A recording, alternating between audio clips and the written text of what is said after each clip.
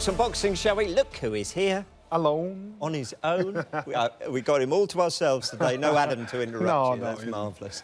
OK, first of all, very good morning to you. Thank you. Good morning. Let's get to, obviously, Anthony Joshua. Jarrell Miller, this adverse drugs finding and all that's gone with that. The fight is off. We know that. OK, so the next question is, when do we expect to hear his next opponent? It is New York. It is June the 1st. So the question is, who will that be? Who do you think? You know, there's a few names being thrown in the hat. Of course, the big name that most of us over here would know is Luis Ortiz.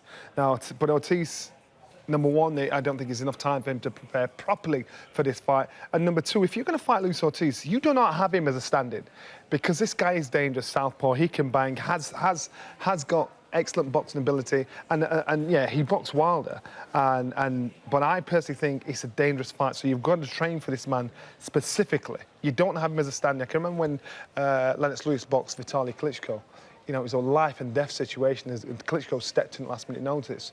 You just don't do it with a guy like this. Ortiz people have come in and said more or less the same thing. It's not enough time. He's still relevant, so why would he put himself in a position where he could possibly get turned over, taking a fight too short, late notice? But the money's great.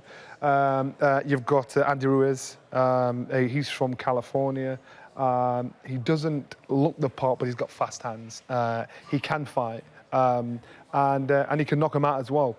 But the big name that's probably at the top of the list is Bryant. I think it's Trevor Bryant. He's a Don King fighter, young, 29 years old. I think he's knocked 14 of his opponents out, unbeaten. Again, a New Yorker, so it'll be relevant to them out there.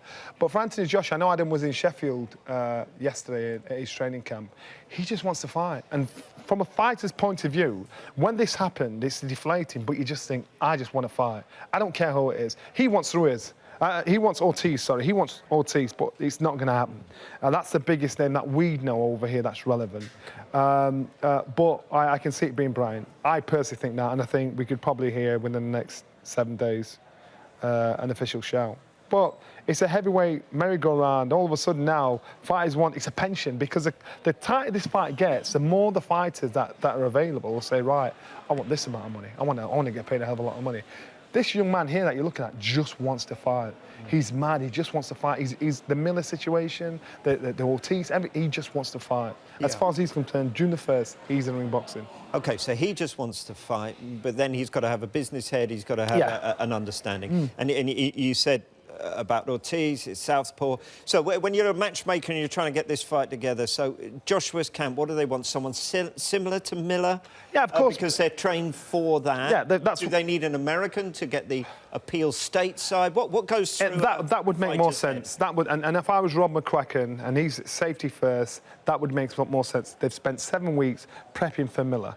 So that's what's in the head, that's in the game plan, that's the direction the punches they've thrown, they directed them at. If someone is short, someone tall, you've got to direct it, prepare yourself that way, build the muscles up, build the speed up, build the combinations up for that particular fighter. So you want someone that kind of mirrors him a little bit. Now, to get him with someone like a Luis Ortiz, who's a southpaw, he's a big unit, he can punch, it's a completely different fight. So for AJ, one, he's got to get a fighter that is relevant, that has a decent record, preferably an unbeaten record, such as Trevor Bryant. The other thing is a New Yorker. It's got to appeal to the Americans out there, even though it's kind of the AJ show. You want it to appeal to him, because no matter what happens now, he's going to get criticised. Because whoever steps in, they're going to say, yeah, but this guy's only had 5 weeks' notice. This isn't AJ's fault. He still wants to fight. And I can remember when Mike Tyson used to box, he'd make sure he'd got like £500,000 training expenses there, so it didn't affect him financially if an opponent pulled out. So AJ's still fine, and he's not deflated because he's still getting in the ring. But when you focus on somebody, some certain individual, as a fighter, it's hard to take your mind off him.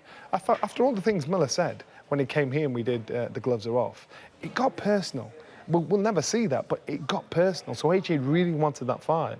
You never know, he might employ him as a sparring partner later down the line and get his own back that way. But I think with Anthony Joshua, he just wants to fight. He doesn't care who it is. Talking about getting criticised, let's get on to Amir Khan, shall we?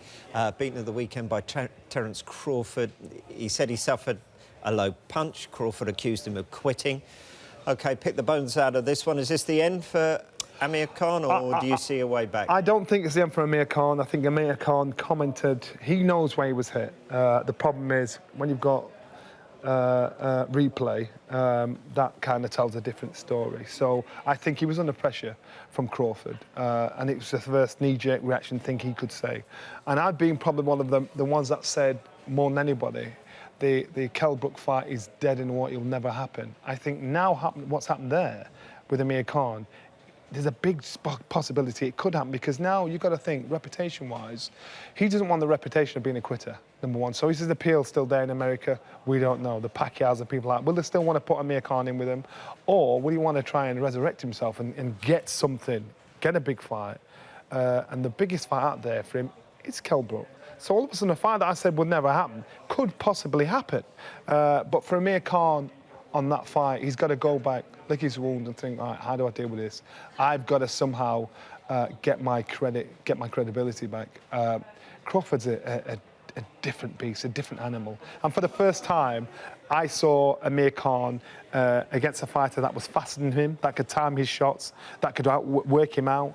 Where I've never seen that before, because Amir Khan, as far as I'm concerned, is one of the fastest fighters I have ever seen. But Saturday night, when I saw the fight, I thought, time's caught up on you. You're no longer that fighter you were. You're slowly dropping down, so you've got to make sure you grasp the fights that are out there for you ASAP. He was totally outboxed. He's never been outboxed, Amir Khan. And I just think it was just, this is his time on Saturday.